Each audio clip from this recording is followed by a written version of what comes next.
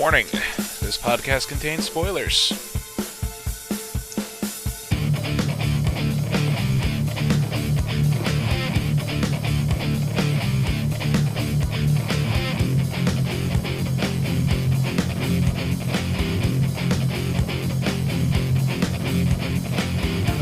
Hello everyone, and welcome to another episode of the ASOTV podcast for American Horror Story Cult, Episode 5, Holes. Your host Mike, and joining me is Dom. Hello. Holes. So many holes. Plot holes. No, I'm kidding. No plot holes yet. None yet. None yet. So we have been spinning this tale, and by we I mean Dom, Jake, and myself, that we had pretty much nailed down everybody who's in the cult. Mm-hmm. And we were 90% accurate. Mm-hmm. I mean, the one we didn't guess, I don't think any of us had any fucking clue, was Beverly's cameraman. RJ. No. But he didn't even come into the picture. And, yeah, Ivy. Which... We knew Ivy. We knew Winter, obviously. I forget the guy's name that we met last week. The grocery store clerk. Gary. But yeah, we pretty much nailed it all down. And I want to say, what's her name? Meadow? Allie? Addie? Which one? The Sarah Paulson. Allie. I think it's still too early to tell if she's involved or not. I think that could still be a twist. I think she could still be psychologically delusional, split personalities, and it can still be a twist. So I think it's too soon to rule her out entirely yet. Right. They're doing a good job of keeping us from believing that if that is the case. If that's a big if it is the case, but it's still not out of the question. Right, and they, something Ivy said this episode, like, I hate what people like my wife have done to this fucking country. Mm-hmm. That's one, like, pushes away from it, and just, I don't know, but like you said, it could be a pretty big twist. Mm-hmm. And that would be, pretty cool. Yep. Well, anyway, we find out that, Allie is not doing too great with the separation from Ivy. The really shit thing is the short visits she gets with Ozzy. Yeah, Ivy's not doing a good job of making her feel any better about it either. No. So. Exactly. And, Dr. Rudy, I finally learned his name. I dug through IMDb for that. Dr. Rudy isn't exactly as helpful as Allie would want. But no, and we learned why this episode. We learned a very big reason why. I mean, halfway through the episode, it hit me that he's got to be in on it. Because, Kai just called, said that Allie just left... No, I'm sorry, no. The couple just left Vincent's office.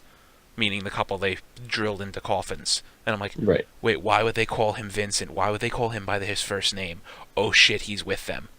Mm-hmm. Okay, that makes sense. That's not a giant surprise. The giant surprise is finding out that he is Kai and Winter's brother. Yeah.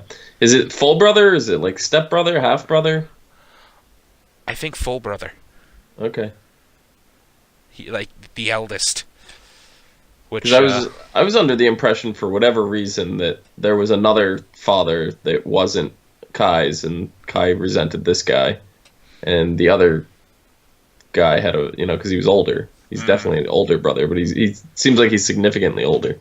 So I was just under the impression that the mom remarried to an asshole. That's possible. I guess that wasn't really too clear. Yeah. I mean, the bit I got from it is that he is, full brother, but I don't know. But anyway, the whole thing starts off with Beverly's boss giving her a chewing out. Like, he's questioning, how are you always the first one on these scenes? Like, Like, he's starting to put the pieces together, Hope, maybe you were actually a journalist before you were an idiot. At some point. Could be. I mean, typically you work your way up the ladder. Typically. Yeah. So he's starting to ask the journalistic-y questions, at which point, Kai and the group decides he's got to go. And he's got to be the one that they make extra brutal. Like, the murder's got to be extra brutal and extra public, and they got to spread the footage everywhere and all that kind of fun stuff. Mm-hmm. Which, recording that footage on a cell phone camera, I guess is good enough. They're decent cameras nowadays. Yep. But we don't have Jake here to give us the names of the clowns, because I believe he's named all of them. Triple Dong Face? Yes, we find out that Kai is Triple Dong Face. That's not that surprising, actually. Mm-mm. And, yeah, I think we were pretty much right on in our guess that... I forgot her name. Emma Roberts, her character who got brutally murdered last episode, that it was Harrison, Winter, and Kai who were doing it. Yeah. And unfortunately, it is confirmed that Emma Roberts is only in that one episode this whole season. Mm-hmm. I'm really disappointed with that. Well, she got stabbed about 500 times. Doesn't mean she can't show up in flashbacks. Oh, okay, yeah. You're right. Meh. Because I don't know how much you've been reading online, but we're supposed to be getting some flashbacks with Evan Peters. Some very significant flashbacks about how he is 4 different cult leaders. Oh. Did you hear anything about this? No. He's supposed to take on the roles of Charles Manson, David Koresh, Jim Jones, and Andy Warhol. So is he like the reincarnation of cult leaders throughout history? That's what it seems like. They're heading in that direction. Huh. So.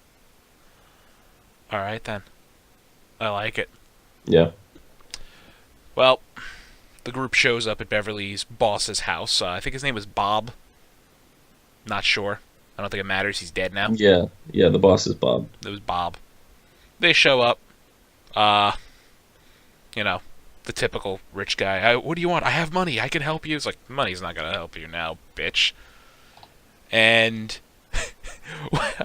he made them all stop in their tracks like, he can't take care of himself. He's going to die.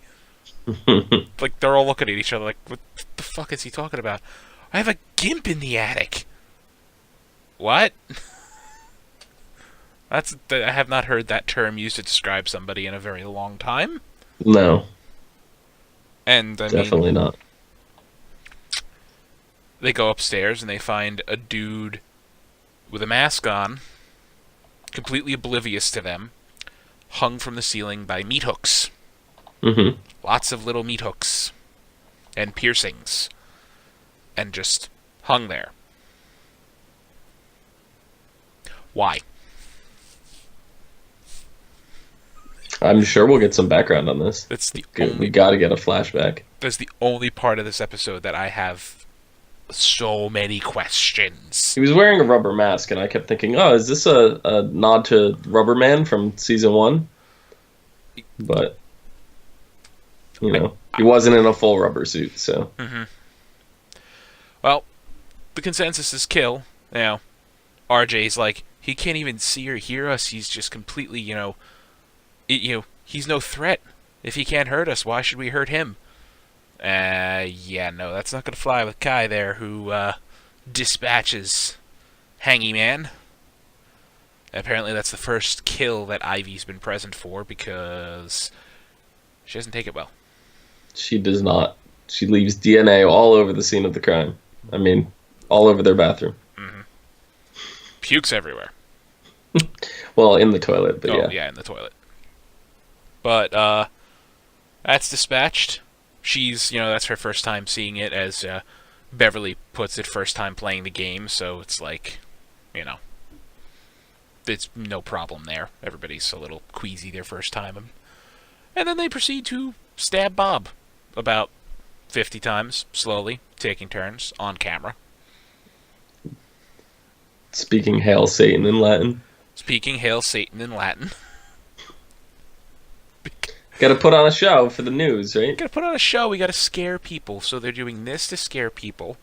I love that Beverly is like, yeah, we're doing all this Clockwork Orange shit and nobody's even watching it. You know, like we need to make no one's scared unless they see it. You know, we have to make it visible. So this is where Kai comes up with this crazy plan, and it's like it almost feels like Beverly's taking the lead over Kai slightly. She's definitely an idea person, Mm-hmm. a go-getter. I don't know if that's gonna cause some drama down the road, but I mean, Kai's charismatic. He has them all, wrapped around his fingers, basically. For now. Mm-hmm. For now. But yeah, it's a good point. The murdering... Was her name Scarlet? No, it wasn't Scarlet. Whatever. Murdering Emma Roberts, that they wouldn't air that footage. Which, really, no news organization in their right mind would air the footage of one of their anchors being brutally murdered. Because, no. Right. So, come up with this. Release it ourselves. But if Beverly does have aspirations to be the head honcho, she's going to have to convince everybody, because RJ's little questioning thing there, like his sign of weakness, I gets him ousted from the little cult club. In a very horrible way. Yeah. Just a couple nail gun shots to the head. See, Kai seems like the type that he would have this repository of weird and useless factoids, like the world record for nails in a head before death is 13. Really, Kai? That's great. But, yeah, Ivy's little thing there.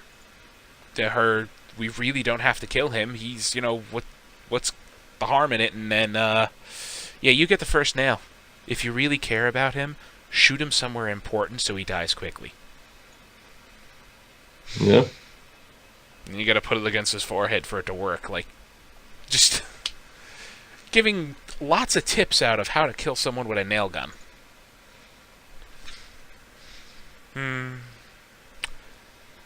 But yeah, Ivy, you'd think she would know how to kill something really quick because she's a chef, she works with dead meat. I mean, we don't know if she's ever butchered anything herself. Probably not. That's what we have the other people in the shop for, or in the restaurant for. Mm-hmm. So she goes in there, puts a nail in his head, doesn't kill him. They round robin the nails in him, and he's just sitting there bleeding, probably lost most of his brain function by then. Mm-hmm. And Kai finishes him off. Like, yeah. So my I'm curious what their actual end game is. Like, their end game complete anarchy, tearing down the system and, replacing it? I don't know, because it's like the clear objective is getting Kai on city council, so when something else comes up, a person in a position of power has the immediate advantage. Mm-hmm. So, and as he put it, the only election available is city council. Right, so going for city council, and then he's got to work his way up, so things are going to get more intense, as it goes. He's going to have to escalate things to be able to continue to move up. Mm-hmm. So. Gain more power and all that. Mm-hmm. And I'm guessing Allie being tormented is just, fun, because she represents, according to this cult, everything that's wrong with the country. Yep. Is the wife of one of the cultists. And I don't know, I guess it's fun to fuck with someone with a lot of phobias, if you're kind of sick and twisted. Yeah, I guess. I wouldn't know. That she, well, this is a little all over the place with a couple different dates. Most recent event we know of is Meadow disappearing. And we see Meadow in the grave. Yes. Allie goes, she's looking out the window and spying on the neighbors, and she sees Harrison carry a sack, drag it out back, and then go back inside and start making out with the cop, Detective Samuels. So she sneaks over there being all, I'm going to investigate whatever the hell you're up to, finds Meadow still alive in a pit that he must have dug, screaming for help, to which she runs away, and this is my favorite thing, call 911. We're experiencing unusually high call volume. Please stay on the line. I swear to God, it sounded like Ivy's voice at the other end, too, the 911 operator. Yeah. But then she calls Ivy, like, help! There's a hole and Meadows in it and all this holes again. I can't deal with your shit. It's like, someone's at the door. Well, then call the cops. Yeah. Well, see, here's the thing now. I don't know if Allie is hallucinating this. Because it seems like no one in the cult actually knows what's up with Allie. You would assume that everybody in the cult would be in on it if the plan was to murder her. Somebody would know. But we cut from Allie being, scared by what's her name? Beverly? Yep. No, not Beverly. Meadow. What? Wait, who? The girl in the grave. Meadow, yeah. Meadow. No, Meadow's the babysitter, isn't she? No, that's Winter. Oh, okay, yeah. Yeah, so Meadow, she gets taken, and we cut right to the house, and we see Harrison and the detective coming in, joking about snacks and tossing each other food and stuff like that. Seems like they don't know what just happened. The rest of them are all in the house. We have Beverly, we have Winter, Gary. They're already in the house. I think RJ was in the house as well. The only one that was missing was the guy that Kai has strapped into the back room. Right, so he was missing. Kai, obviously, but Kai walked out from that room, so he wasn't involved in that. Right. So, is there something else going on here? And, yeah. Did somebody else take her? Because it doesn't seem like any of the cult people did. And then when Harrison was questioned where she was, he lied. If he's in on it, he lied and said, she's at a friend's. She's staying with a friend or something like that. She's out with a friend. Right. So, seems like he doesn't know what's going on either, if he's not lying. Right, exactly.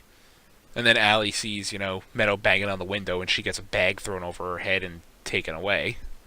Yeah. Not to mention, Allie seeing all the clowns in the supermarket. Were they all dressed up there fucking with her, or was she hallucinating that?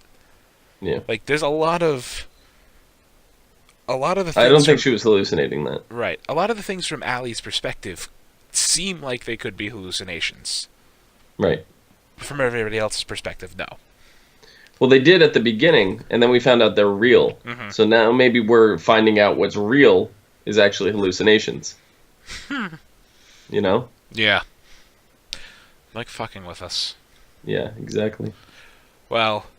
Speaking of fucking with us, if you look in the screenshots folder in the Dropbox, I just put a picture of Evan Peters as Andy Warhol. If you could just throw that on screen real quick. Yeah, I'm going to throw it right in between us. Oh, my. Doesn't he look like Andy Warhol? He does kind of look like Andy Warhol. Okay, well, I lied. That's actually Andy Warhol. That's not Evan Peters. Seriously? Yes. That really looks like Evan Peters. Holy shit. Right?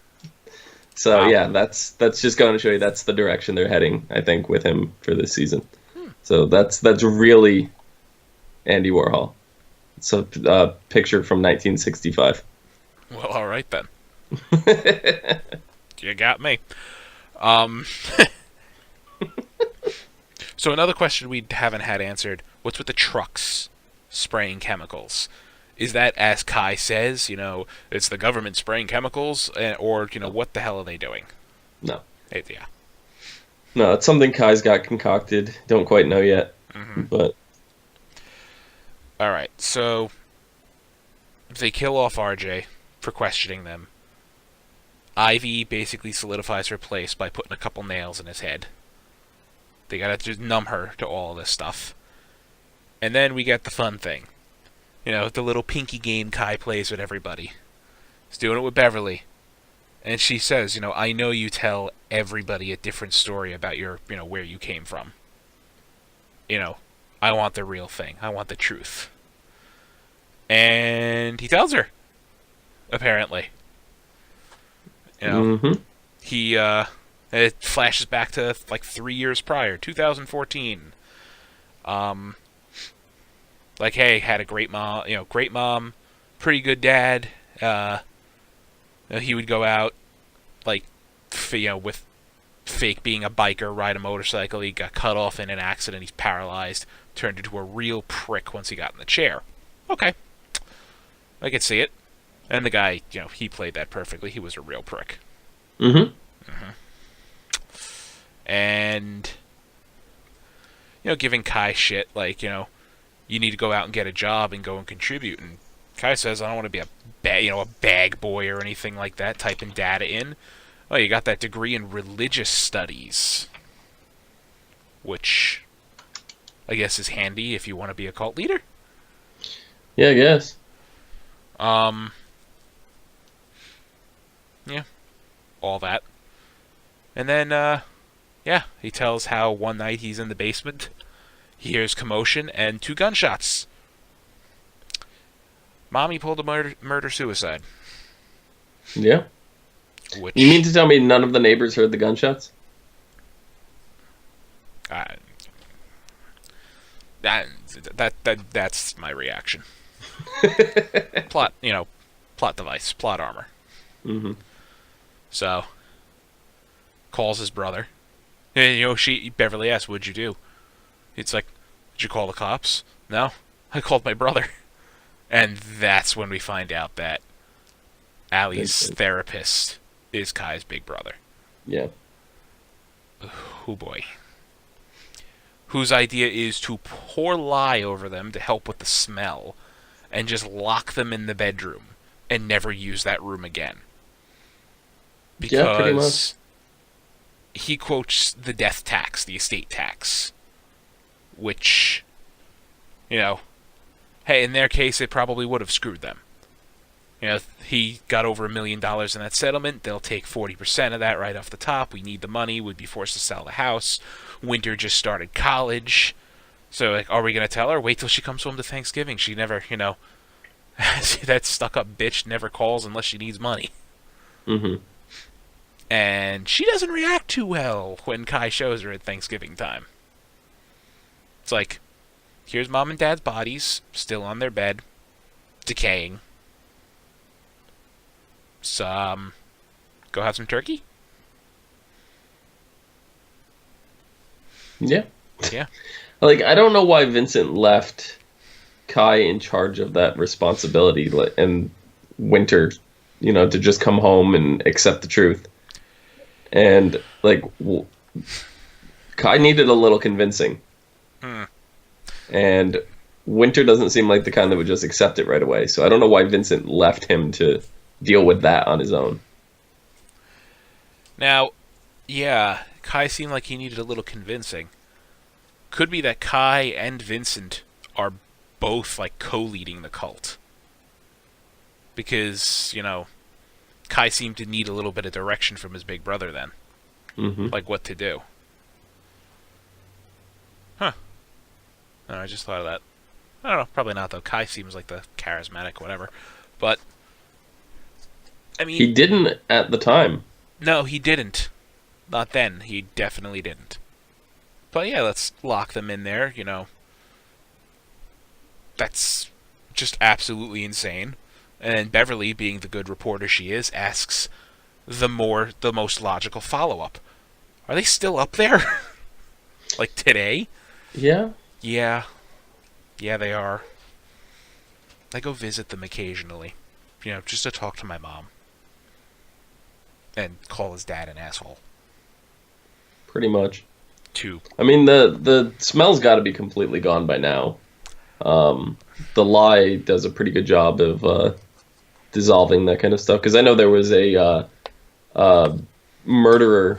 He was in the drug cartel back in like Mexico, and he used lie to dispose of over 300 bodies and was never caught until he confessed to it. Right. Obviously, but Yeah, lie's pretty good at dissolving organic material, but regardless of, I mean, that just hides the smell initially, but regardless of whether they use lye or not, this is 3 years we're talking. hmm Unless they sealed the room perfectly, which you can't do to a suburban master bedroom in a house. It's, well, you can do it, it's just going to take some renovating. The smell's going to be gone regardless. So yeah, there's just a pair of skeletons in a bed at that point. hmm Or mostly skeletons. yeah, So yeah, and then at the end of that, Kai breaks down crying. Like, I'm guessing that had to be the most traumatic thing to ever happen to him in his life. yeah. I think it's what started this whole cult off.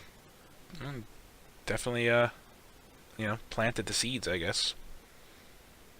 Because, you run in, you tease your dad with 2 bullet holes in his gut, and then your mom blows her brains out in the bathroom. Yeah, that's gonna fuck you up. Yeah. Boy. So, before we mention anything we may have forgotten this episode, we have a thing that FX released about next week's episode. It's really the only information we have about next episode. Right, we have two... okay, next week's episode is called Midwestern Assassin. hmm And the official statement we got from FX is that the version that's going to air on television on their networks is going to be very heavily, extremely edited. Things are going to be flipped around, cut out, and all kinds of stuff like that because of the mass shooting in Las Vegas that happened. Apparently, some scenes they thought would be too soon, I guess is the way you would put it. Or a little too similar. And they said keep in mind this stuff was all shot and edited. Everything was filmed. Shot is probably the worst word I could have used there. Yeah. Was used 2 months prior to the Vegas shootings. Yeah, this was all filmed, wrapped, and edited and ready to go 2 months ago. So it's like, that kind of a tragedy happens. It's like, oh god. But they did say that on the video streaming services, they're going to show the unedited version. Yeah. So if you watch it on FX, if you watch it on your cable provider, you watch it on, Hulu or whatever from, after the whole thing's over, wherever they end up putting everything, you're going to see the full unedited version, but the live airing, and I believe all subsequent television airings, because they usually air a follow-up episode immediately after on TV. It's like, as soon as it ends, they show it again. Yes. So, now, I don't want to make light of a national tragedy or anything, but I will somewhat giggle and laugh my ass off if the unedited episode is a guy in a hotel shooting a bunch of people. that would be very ironic. That would explain why It they're doesn't heavily appear. editing. I think it's something from the previews that I saw at the end of the episode, which, because this episode aired 6 days ago or 8 days ago,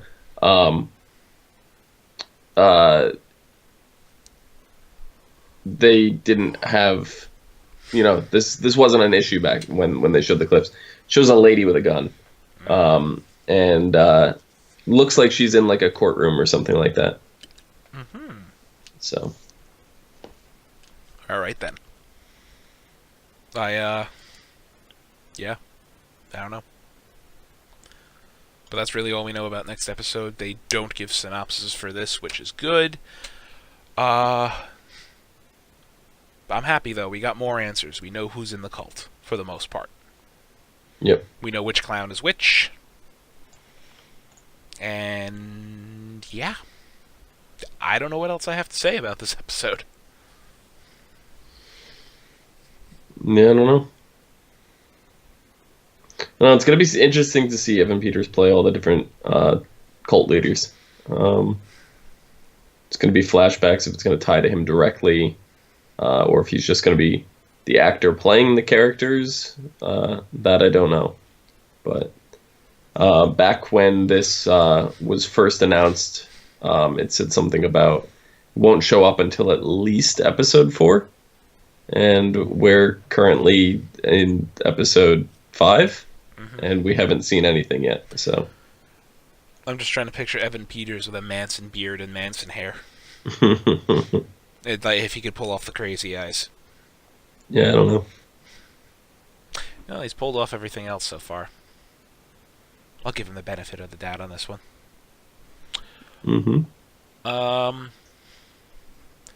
Yeah, anyway, if that's all, I would say that's our show. Yeah. Yar. Tom, where can they find you?